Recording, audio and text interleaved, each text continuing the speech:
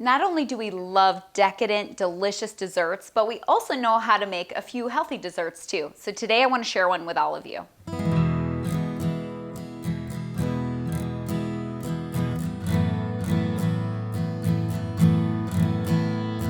So we love butter and heavy cream and sugar and all of those good ingredients that make delicious desserts. But sometimes you have to rein it in.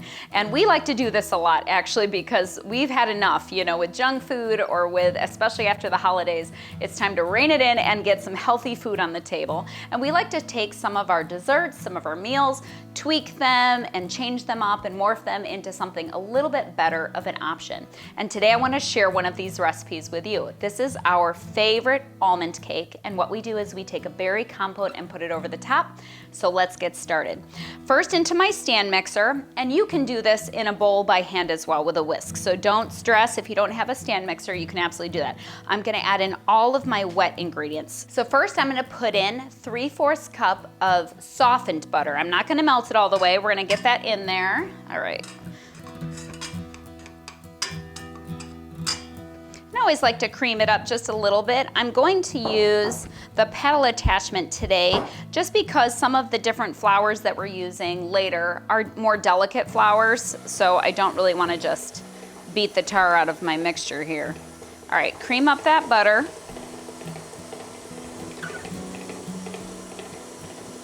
Okay. So we're gonna add in 1 cup of pure maple syrup. And I wanna talk about this for a second because we get a lot of comments and questions about our pure maple syrup. And I know it's different all over the world, so let's talk about it.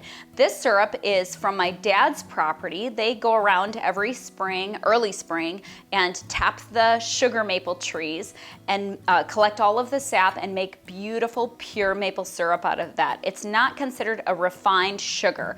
It's full of minerals, and yes, it has calories, but they're calories that your body knows how to use. So today I'm using pure maple syrup, not table syrup, not the stuff that you get from like a restaurant when you go to get breakfast and pancakes. That's usually full of corn syrup and fake colors and kind of a lot of garbage. So we always bake with pure maple syrup when we are baking with it. So this is 1 cup. I'm gonna go ahead and pour that in.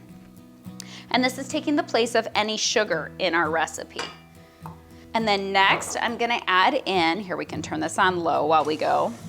I'm gonna add in 1 teaspoon of vanilla. And that's another thing we get a lot of comments about.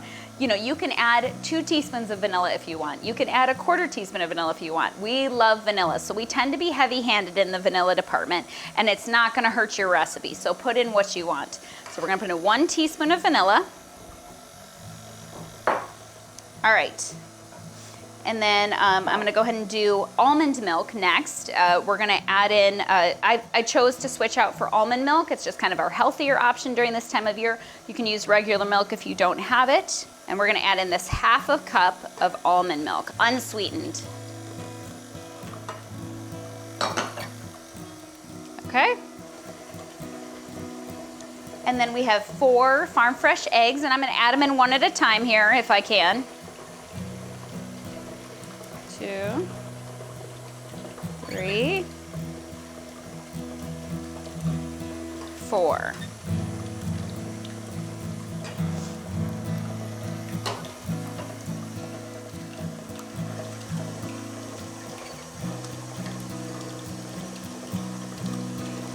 All right, let's move on to our flours. Today, we're using 2 different kinds of flour. We're gonna use fine almond flour, and we're gonna use coconut flour. So first, here, I'm gonna shut this off so I don't have this going all over the place. I'm gonna put in my almond flour. This is 1 cup and a half of almond flour. And like I said, I prefer the extra fine. Okay, and then 1/2 cup of organic coconut flour, very fine.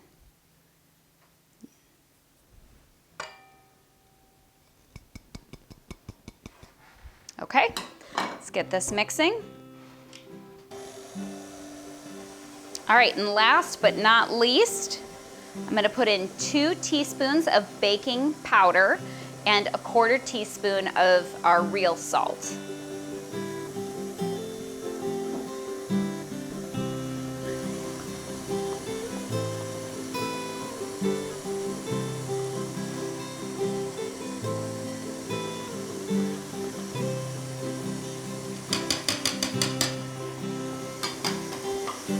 Okay. Definitely give the edges a good scrape at least once. Get all that extra stuff that's stuck on the side. And if you're not used to baking with almond flour, your batter is gonna look different. And to be honest, I don't think this batter tastes very good by itself. But the minute you put it all together, it tastes amazing and it makes the most moist, beautiful cake ever. All right, we scraped our edges. Let's put this down.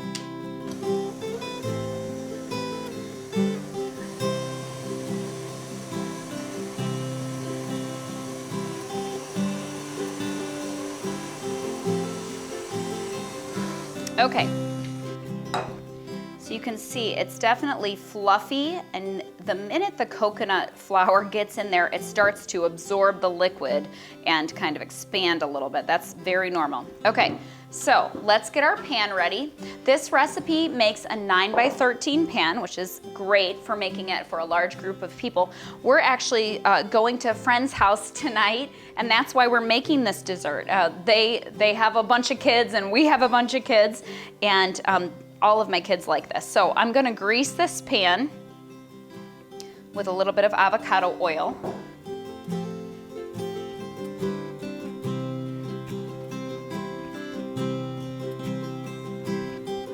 Okay, let's put in our batter.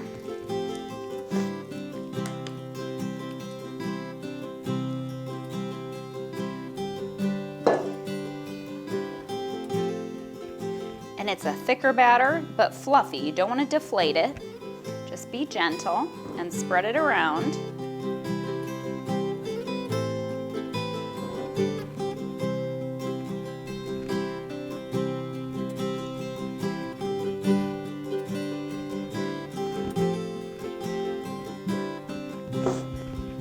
Okay, so I have my oven already preheated to 350 degrees Fahrenheit, and we're gonna bake this for around 30 minutes or until it gets a little golden brown on top with a toothpick coming out clean from the middle. So let's take this over to the oven.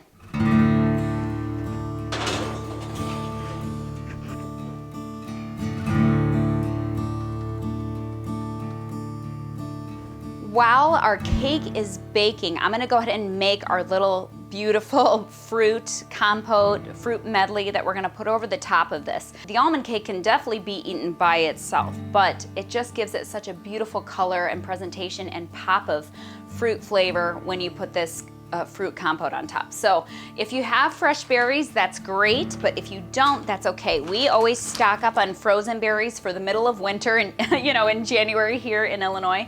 And so I just went down to my freezer, and the only ingredients that I need for this compote is some kind of frozen berry. I'm using berry medley, which has raspberries, blackberries, strawberries, blueberries. We've done this with plain blueberries and it works really well. So I need berries, I need some pure maple syrup, and some lemon juice. So yeah, let's throw it together. All you need to do is put your ingredients in your pan, and we're just gonna reduce it and let it thicken and sweeten and be beautiful.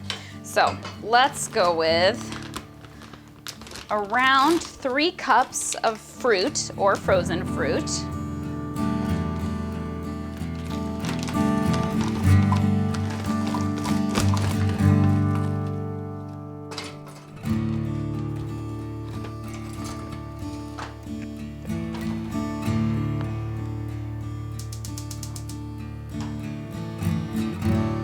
Okay, so we've got our frozen berries in here, and we're gonna just put it on medium heat and let the stovetop do the work. This is that 100% organic lemon juice that I bought last time I went to Costco. Thank you to whoever recommended this to me. It is so good. I've been using it in my water every day, and we've been using it in this compote on many different dishes that we've been making over the last month.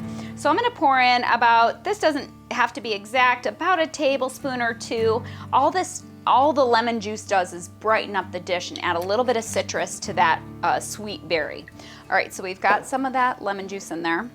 We've got our pure maple syrup, the same stuff we used in the cake, and I'm just gonna do a drizzle, probably a couple tablespoons worth.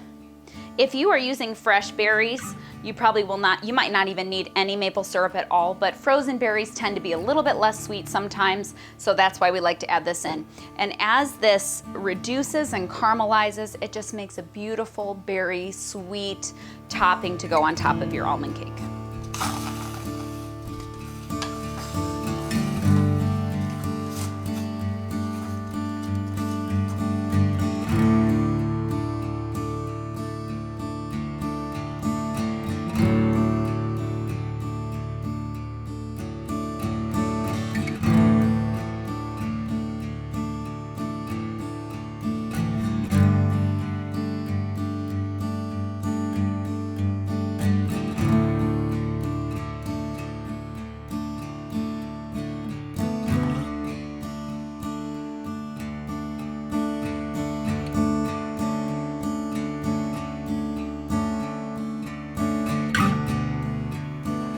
All right, our almond cake is done, our berry sauce is done, and everything looks and smells beautiful.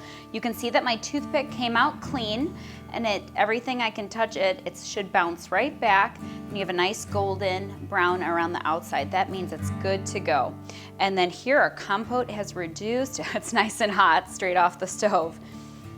And it's just a beautiful color, and it adds a beautiful topping to your almond cake. So I hope you guys try out this recipe, and I know your family will love it as much as we do. Try it out, put it on your healthy recipe list, and we hope you guys have a blessed day, and we'll talk to you soon.